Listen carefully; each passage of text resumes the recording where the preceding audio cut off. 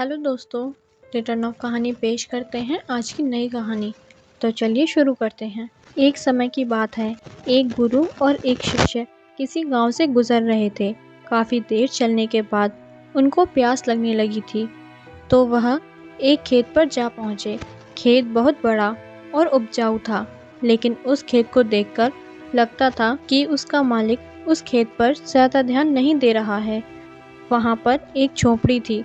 उन दोनों ने झोपड़ी के दरवाजे को खटखटाया, तो अंदर से एक आदमी निकला और साथ ही उसकी पत्नी और बच्चे बाहर निकले। सभी ने फटे पुराने कपड़े पहने हुए थे। गुरुजी ने बहुत ही विनम्र निवेदन किया कि क्या हमें पीने का पानी मिल सकता है। किसान ने उन दोनों को पानी पिलाया। पानी पीने के बाद गुरु बोले, आपका खेत बहुत बड़ा है, लेकिन क्या आप इसमें कोई फसल नहीं उगाते? किसान बोला, नहीं, हम फसल नहीं बोते। गुरुजी बोले, तो आप लोगों का गुजारा कैसे चलता है?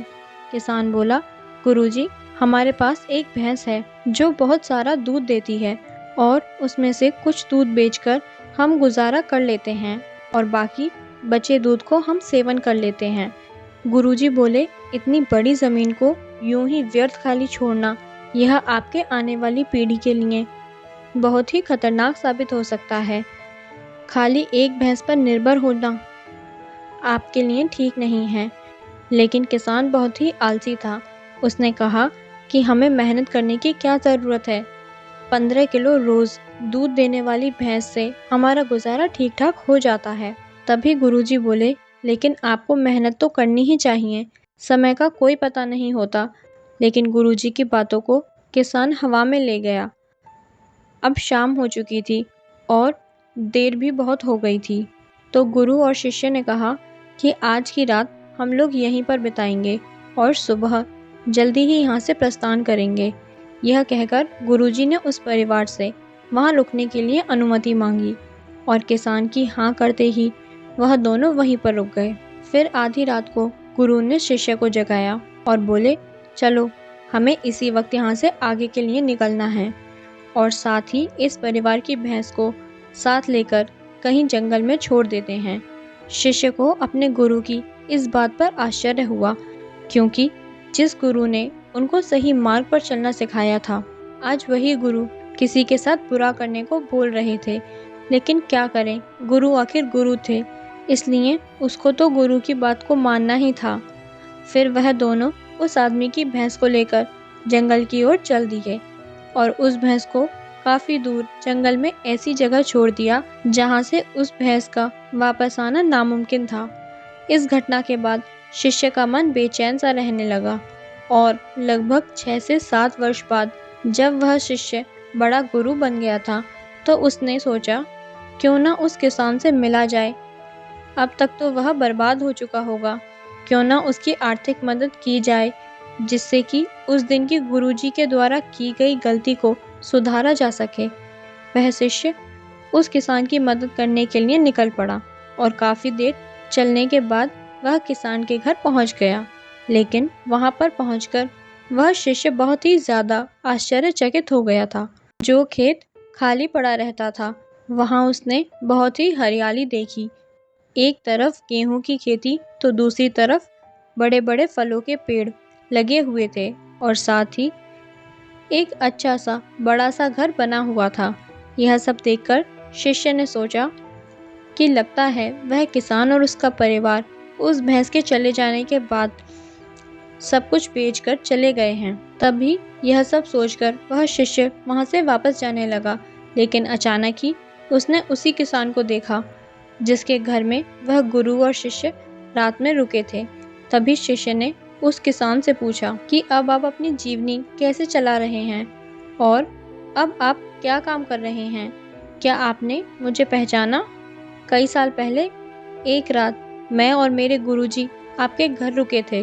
तभी किसान मायूस होकर बोला, हाँ, कैसे भूल सकता हूँ उस रात को जब आप दोनों बिना बताए ही यहाँ से चले गए थे और साथ ही उस रात हमारी भैंस भी न जाने कहाँ चली गई थी और आज तक वापस नहीं आई। काफ़ी दिनों तक हम इसी बात को लेकर परेशान रहे कि अब घर का गुजारा कैसे चलेगा और कुछ भी समझ में नहीं आ रहा था। कि अब हमें क्या करना चाहिए। और कई साल खाली बैठकर एक भैंस पर ही निर्भर रहकर हम सब बहुत ही ज़्यादा आलसी हो गए थे।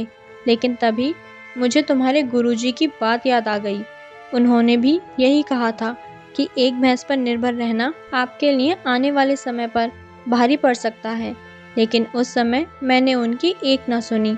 लेकिन भैंस के जाने के बाद फिर मैंने जंगल से लकड़ियाँ काटकर बाजार में बेचने शुरू किए और धीरे धीरे पैसे बचाकर उन पैसों को अपने खेतों में लगाने लगा।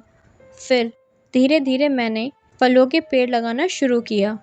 इसके बाद मैंने थोड़े ही पैसों में अनाज उगाना भी शुरू किया। ऐसे ही करते करते आज मैं गांव का बड़ा व्यापारी बन गया और मेरा जीवन बदल गया। आपके गुरुजी ने मुझे सही कहा था कि हमारी ज़मीन बहुत उपजाऊ है, इसे हमें खाली नहीं छोड़ना चाहिए था। आगे वह किसान बोला, अगर उस दिन मेरी भैंस नहीं गई होती तो शायद यह सब कुछ आज जो मेरे साथ है नहीं होता और मेरा जीवन भी इतना ना बदलता। यह सब सुनकर शिष्य बोला, लेकिन यह सब तो आप पहले ही कर सकते थे। किसान ने कहा, बिल्कुल कर सकता था, लेकिन उस समय मेरा काम बिना मेहनत के चल रहा था और मुझे कभी लगा भी नहीं कि मैं यह काम करने में सक्षम हूँ। इसलिए मैंने कभी कुछ अलग करने की कोशिश भी नहीं की। लेकिन जब मेरे पास कोई और चारा नहीं था तो मुझे लगा कि मुझे कोई और दूसरा काम शुरू करना चाहिए जिससे कि अपने परिवार का अच्छे से पालन पोषण कर सकूं।